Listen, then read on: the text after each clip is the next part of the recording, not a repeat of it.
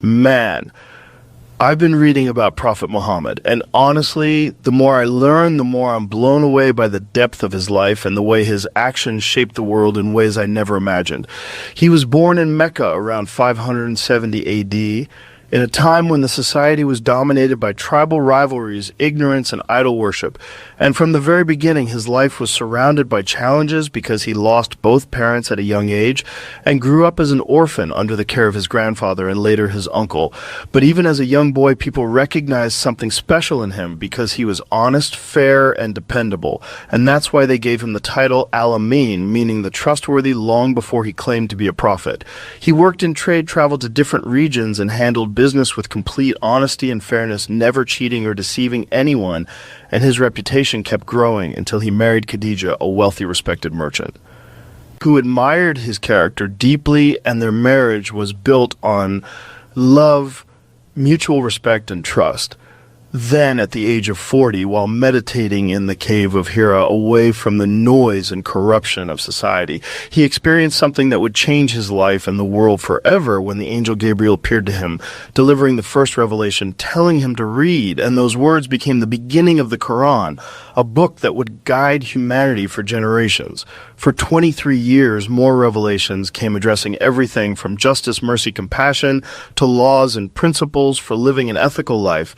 But his message was not welcomed by the Meccan elite because it directly challenged their power, their greed, and their exploitation of idol worship. So they mocked him, boycotted his followers, tortured the weak, and even plotted to kill him. Yet, he remained patient, calm, and unwavering in his mission. When the threats became unbearable, he migrated to Medina, where he didn't just survive, he built an entirely new community founded on equality, justice, and protection for all, regardless of religion, ethnicity, or social status. He created the Constitution of Medina, which gave rights to Muslims, Jews, and others in the city, making it one of the first multi-faith governance systems in history. He was not only a spiritual leader, but also a political strategist and military commander who still showed mercy even to his enemies. In war, he set rules to protect women, children, civilians, and even animals, showing an advanced code of ethics centuries ahead of its time. He forgave people who had tried to kill him, who had tortured his companions, and destroyed his property, choosing reconciliation over revenge. In his personal life, he was incredibly humble, living in a simple home, sleeping on a mat, repairing his own clothes, and helping with chores, despite being the most influential man in the region. His compassion for the poor, the orphaned, and the oppressed was unmatched, and countless stories tell how he would share whatever he had without hesitation. By the time he passed away at 63, Arabia had been transformed socially, politically, and spiritually, and his message continued to spread far beyond the desert lands, inspiring leaders, scholars, and ordinary people for centuries. Learning about him has completely shifted how I think about leadership morality and the power of staying true to your principles, because the real story of Prophet Muhammad is far more inspiring than the stereotypes and distortions that people have been fed. And once you see the truth, you can't unsee it, and you start realizing how his life is a blueprint for justice, compassion, and meaningful change in the world. And what really fascinates me is how, despite all the power and influence he gained, he never let it corrupt his character. And that's something you don't see often in history, because power almost always changes people, yet he stayed grounded, humble, and focused on his mission to guide humanity towards justice and compassion. He wasn't living like a king or building palaces for himself. Instead, he lived among the people, ate simple food, and wore simple clothes. And that humility made his message even more powerful because it wasn't about him. It was about the truth he was delivering. The way he dealt with criticism and insults is mind-blowing, because even when people tried to provoke him, he responded with patience and wisdom, never lowering himself to their level. One story that really stands out is when a woman used to throw garbage on him daily, and one day she didn't show up. So he went to check on her and found her sick, and he offered her help. And that act of kindness changed her heart completely. His leadership in Medina was also remarkable because he didn't just focus on Muslims. He made sure non-Muslims had safety and rights, and that kind of pluralism in the 7th century is incredible. He built a system where disputes were settled fairly, no matter who was involved, and his judicial decisions are still studied today for their balance and fairness. Even in battle, his focus was on minimizing harm and ensuring peace whenever possible. And the Treaty of Hudaybiyah is a perfect example where he agreed to terms that seemed unfavorable just to avoid bloodshed. But in the long run, it was a massive strategic victory. He taught that strength isn't about overpowering others, but about controlling yourself and protecting those who can't protect themselves.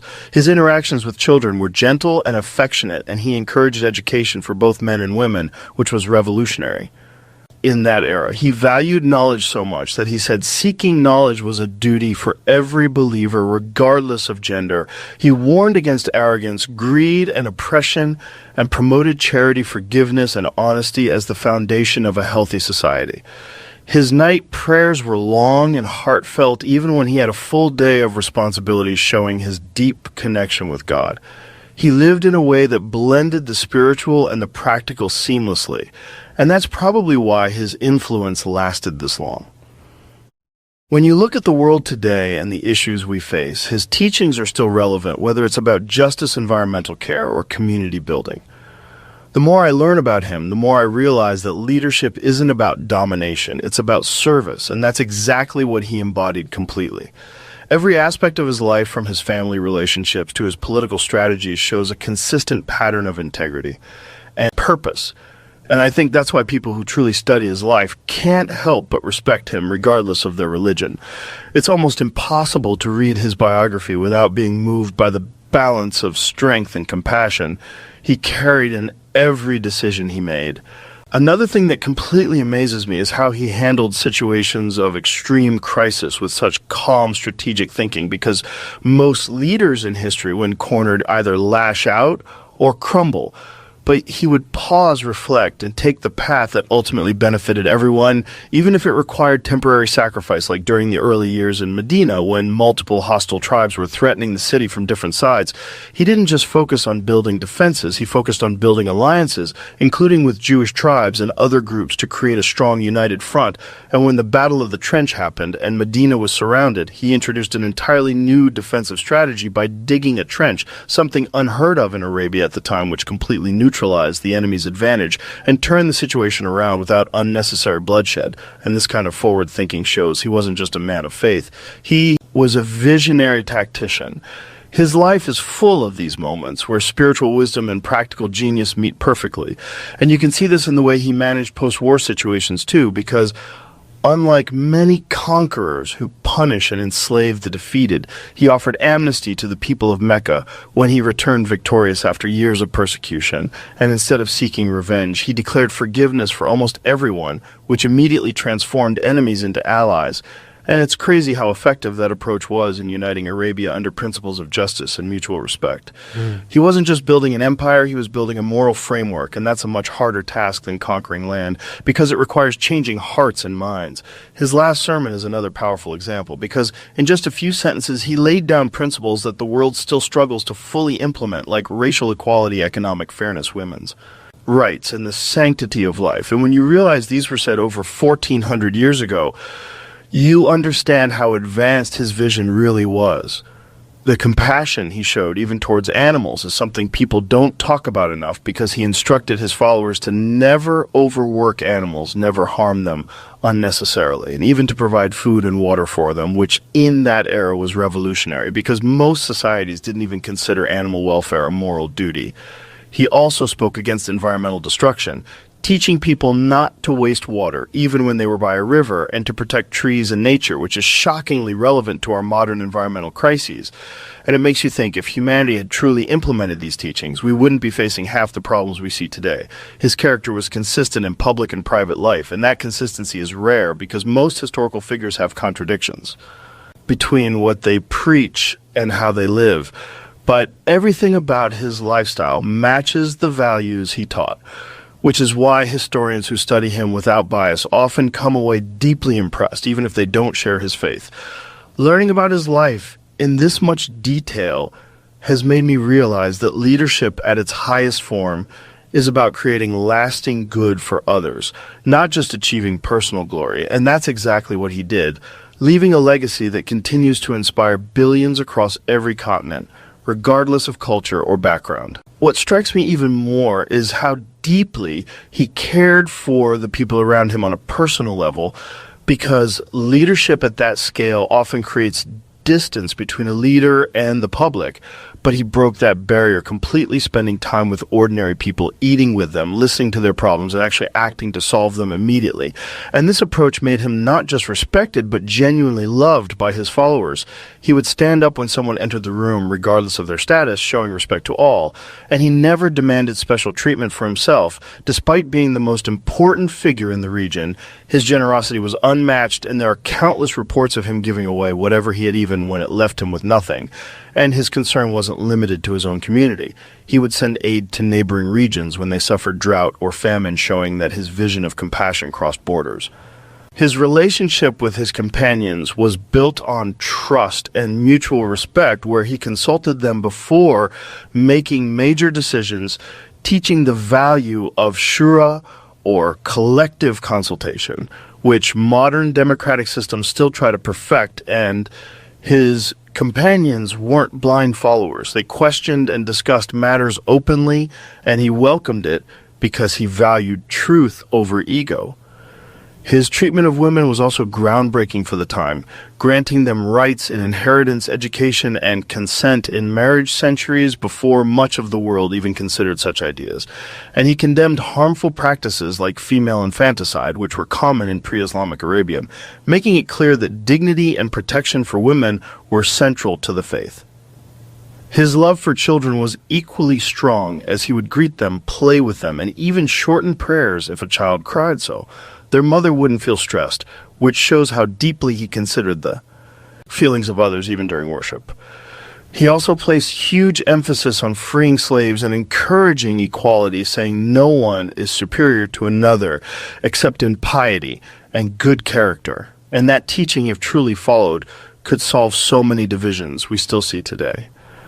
Another remarkable thing is how he balanced mercy with justice, because while he forgave easily, he also enforced laws to protect society from harm, ensuring fairness for victims and accountability for wrongdoers. His farewell pilgrimage and last sermon summarize his mission, so clearly reminding people to uphold justice, protect women's rights, avoid racism, and hold firmly to moral values as guidance for life. And knowing that this was his final public address makes it even more powerful, because it feels like a timeless message to humanity.